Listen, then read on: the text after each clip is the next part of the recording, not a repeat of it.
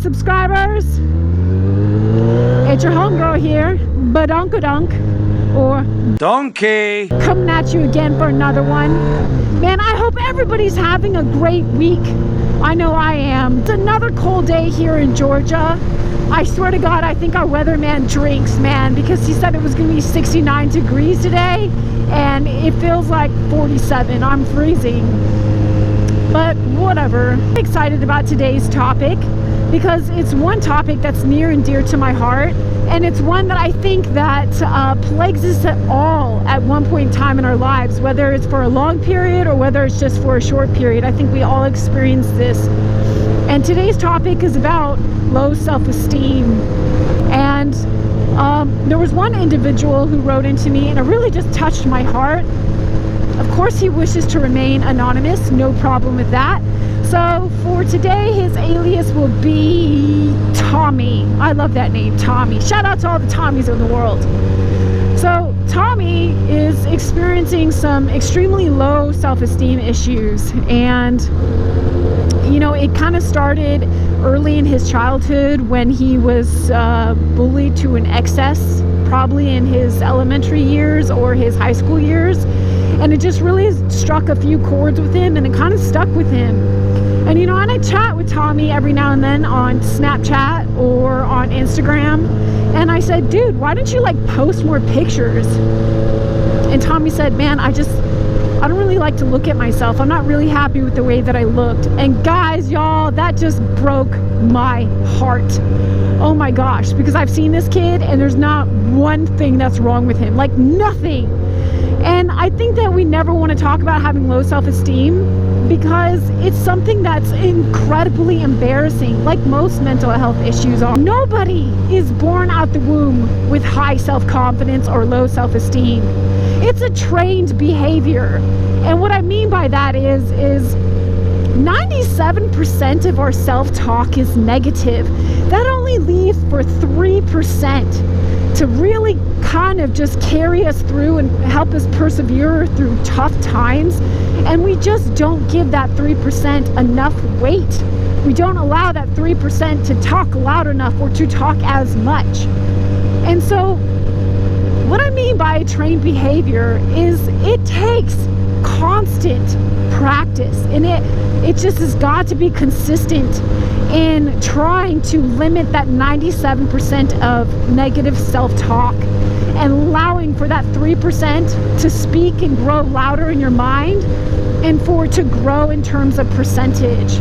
You know, so the days where you're just thinking, man, I look fat today, or I suck, or you just got to say, nope, not today. This skirt looks awesome on you, or, you know, I'm going to ace this test, or you look really handsome today. Whatever the case is, whatever your self-confidence is, whatever your issue is. No, I'm going to go talk to that girl.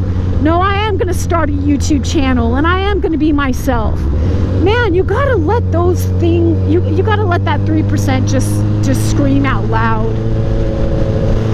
They say that the richest place in the entire world is the graveyard, and they say that for good reason, because so many people have incredible ideas, and these incredible ideas and inventions that we'll never even know about because they talk themselves out of it before you even have a chance to come to fruition. That sucks if you think about it. What if all those people who probably said Benjamin Franklin was some whack job trying to discover electricity when nobody understood what it is? Hell, people still don't understand what electricity is, but they use it. 95% of the population would be able to survive without electricity. And I'm positive that Benjamin Franklin had to brush off some haters, people who doubted him, people who told him that he was a straight up whack job. And if he didn't invent electricity, then that wouldn't have led Thomas Edison to inventing the light bulb.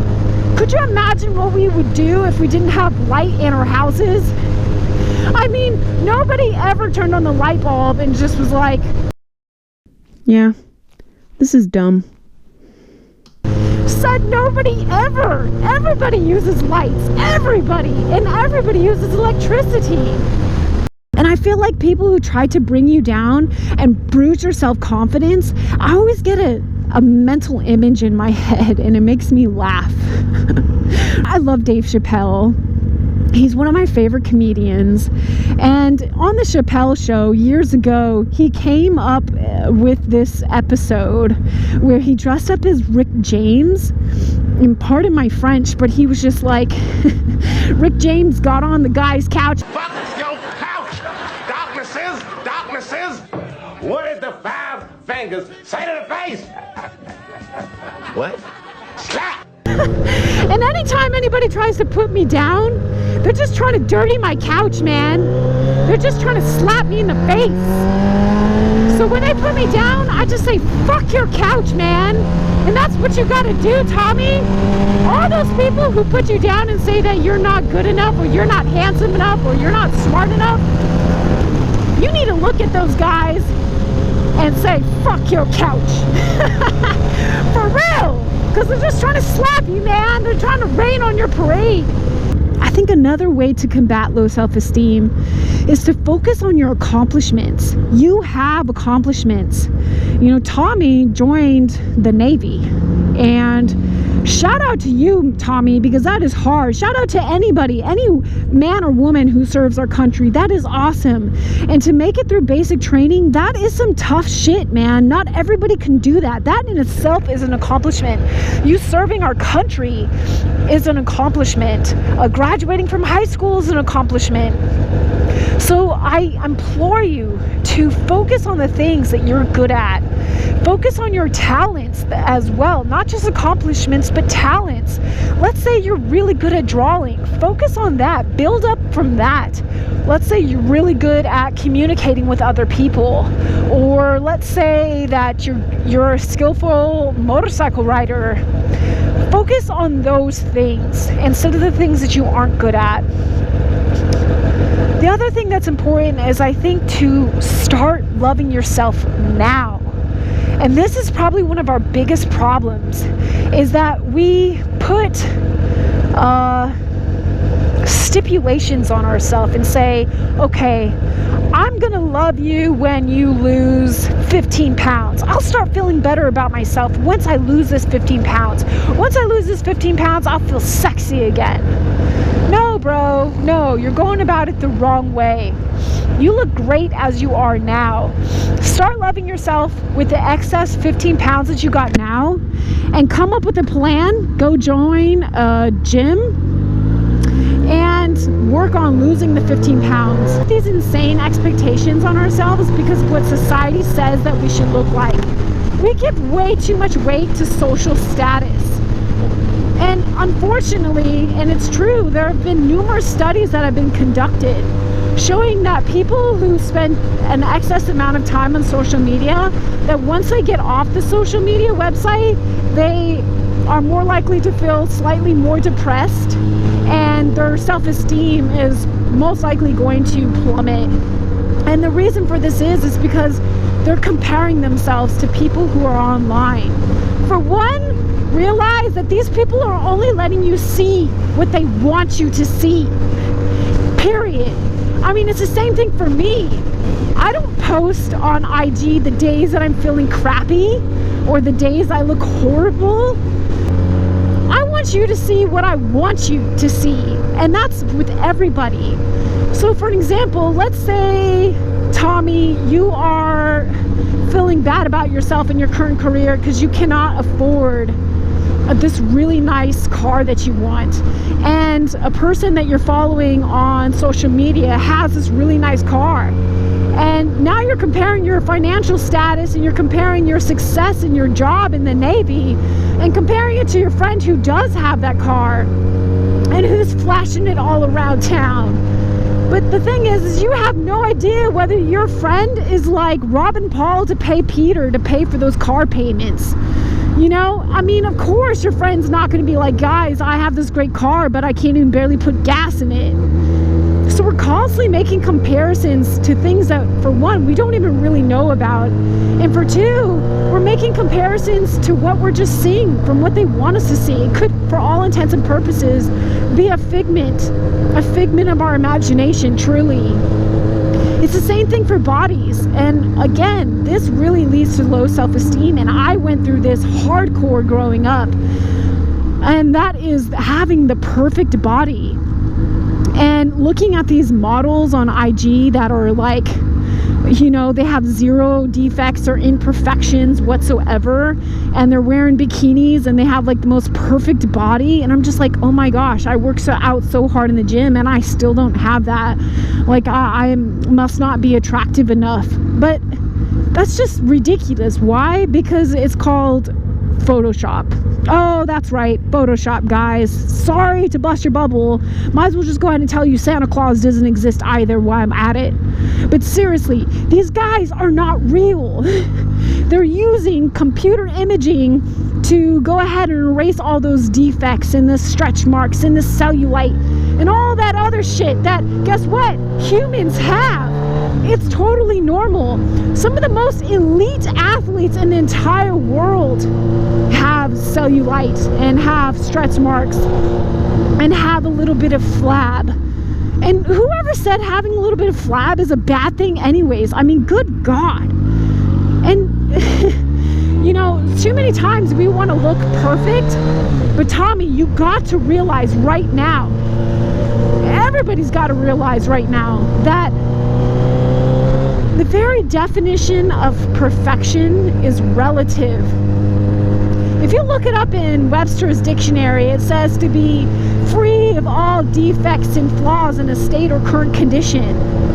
But what might be considered a defect to one person is an absolute beauty to another person. So Tommy, surround yourself with people who accept you for you. I mean, if you're hanging around people that are constantly putting you down and making you feel bad, no wonder why you have low self-esteem. You got to cut these people out of your life. It's okay to walk away from relationships. And a lot of times we have low self-esteem because of external factors, meaning it's coming from somebody else or our current environment. Like I said, nobody just is born out the womb with low self-esteem or high self-esteem. It's a trained behavior.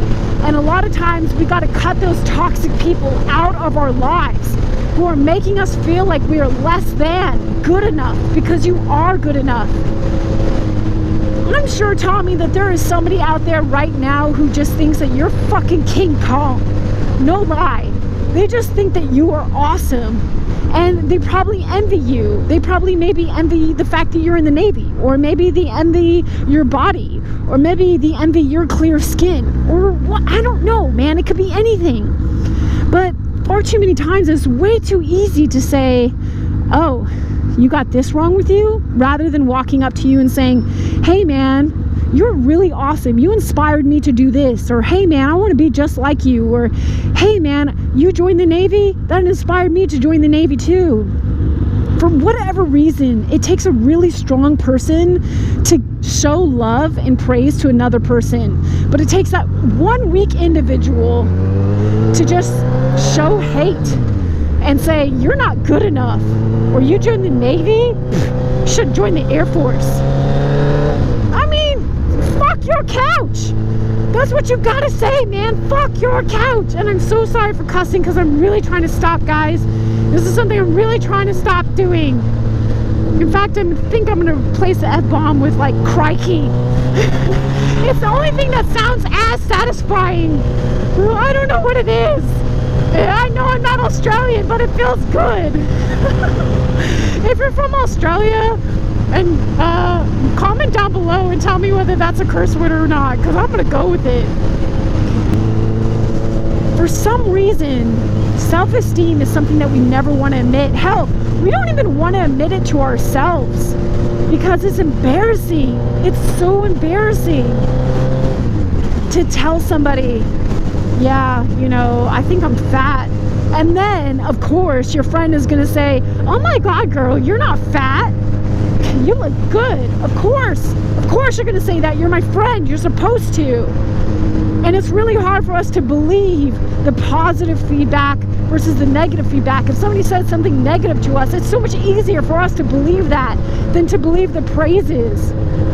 You know, when I was featured on another channel, you know, a lot of people said some really kind things and some nice things and praised me for my physique or praised me for riding a Busa.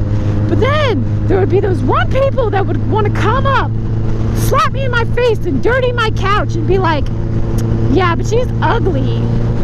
You know what? Fuck your couch! Fuck your couch, homie! I don't care!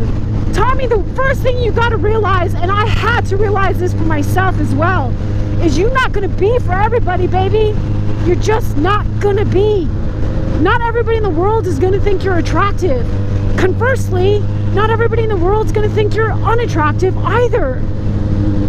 So start giving more weight to that positive reinforcement, that positive feedback versus those negative comments and those people who make you feel like crap. I'm not really quite sure whether I'm going to do every Thursday as Therapy Thursday, but there have been a few comments and they kind of beat me to the punch where they said, you know, you should do kind of something after, you know, Therapy Thursday to kind of brighten the mood. I have an idea called Sunday Confessions, and Sunday Confessions is supposed to be writing in about your most embarrassing funny moments. You know, it could be just a funny moment in your life, it could be something embarrassing, it could just be something positive, you know, that you want to share and that maybe you otherwise would never share to anybody, you know, something that's supposed to make us laugh. And of course, I think this is a great idea, and as always, I will reciprocate in the videos, but this is only going to work if we all want to do it. You know, I feel like we have a great group. I feel like we have some awesome people watching this channel, and again, we got to do this kind of collectively as, you know, a YouTube family versus just me saying, okay, we're going to do this and no participation whatsoever. If you guys don't like that idea, you guys just don't like it. It's cool with me. On to the next. I have some other really different videos I want to come up with as well. A lot of people keep on asking me, hey, can you like tell us a little bit more about yourself? You gave such a quick little short intro about your vision of your channel and just a little bit about what you do. We want to know more about you. So feel free to ask me questions about me, anything that you want to know, appropriate of course, and I'll answer them. You know, I'd love to make a video doing that. That's all that I got. So until next time, guys, donk.